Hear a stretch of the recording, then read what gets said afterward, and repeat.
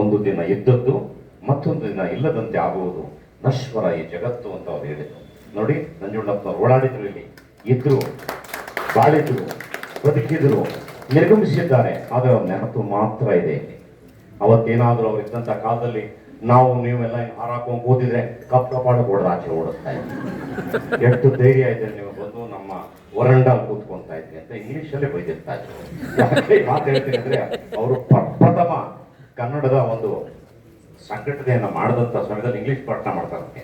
ಮಾಡಿದಾಗ ಅವ್ರು ಯಾವ ಅಡ್ಕ ಮಾಡ್ತಾರಂತ ಅವ್ರ ಫ್ರೆಂಡೇ ನಾನ್ ಸೆನ್ಸ್ ಅಂತ ಅವ್ರು ಏನು ಕೇರೆ ಮಾಡೋದಂತೆ. ಅವ್ರು ಭಾಳ ಚೆನ್ನಾಗಿ ನಗ್ನಗ್ತಾ ಮಾತಾಡ್ಬಿಟ್ಟು ಅವ್ರಿಗೆ ಬಂದು ಕೇಳ್ತಾರೆ, ಏನಪ್ಪ what the meaning of non sense ಅಂತ ಅವ್ರಿಗೆ ಕೇಳ್ತಾರೆ. ಇಬ್ರು ನಗ್ತಾರಂತೆ. ಅಂದ್ರೆ ಅಂತ ಒಂದು ಕಾಲಘಟ್ಟ ಅದು. ಅಂತ ಒಂದು ನಮ್ಮ ಶಾಸಕರು ಈ ಜಾಗದಲ್ಲಿ ಇವತ್ತೆಷ್ಟು ಸಾವಿರ ಮಕ್ಕಳುಗಳ ಬಗ್ಗೆ ಕಲ್ಪನೆ ಇಟ್ಕೊಂಡಿದ್ದಾರೆ ಅಂದ್ರೆ ನಮ್ಗೆ ಗೊತ್ತಿಲ್ಲ. ನಾವು ಇವತ್ತಿರ್ತೀವಿ, ನಾಳೆ ಹೋಗ್ತೀವಿ.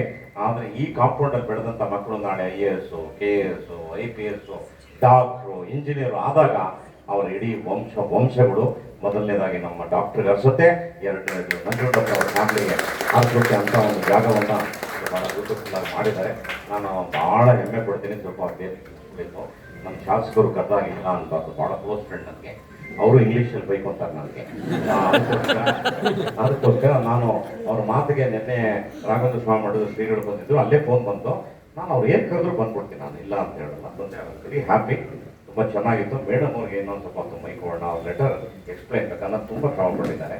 ಅದನ್ನು ಕೇಳಬೇಕು, ಕೇಳಿದ್ರೆ ಅದಕ್ಕೊಂದು ಸಂತೋಷ. ಅವ್ರು ಎಷ್ಟು ಚೆನ್ನಾಗಿ ಹೇಳಿದ್ರು, ಅದನ್ನೆಲ್ಲ ಹೆಂಗೆ ಟ್ಯಾಗ್ ಮಾಡಿದೆ, ಮರಗಳನ್ನ ತೆಗೆದೆ. It's not a joke. Thank you madam. ಮಲ್ಲೇಶ್ವರಕ್ಕೆ ಫಂಟಾಸ್ಟಿಕ್ ಆಗಿ ಒಂದು ಒಳ್ಳೆ ಜಾಗವನ್ನು ರೆಸ್ಟೋರ್ ಮಾಡಿಕೊಟ್ಟಿದ್ರಿ. ನಮ್ಮ ಶಾಸಕರ ಸಾಹೇಬರು ಖುಷಿಯಾಗಲಿ. ಮೇಡಮ್ ಅವರೇ, ನಿಮಗೂ ಒಳ್ಳೇದಾಗಲಿ. ತುಂಬ ಸಂತೋಷ ನನಗೆ ಮಾತಾಡೋದಕ್ಕೆ ಅವಕಾಶ ಕೊಡೋದಕ್ಕೆ. ಧನ್ಯವಾದ.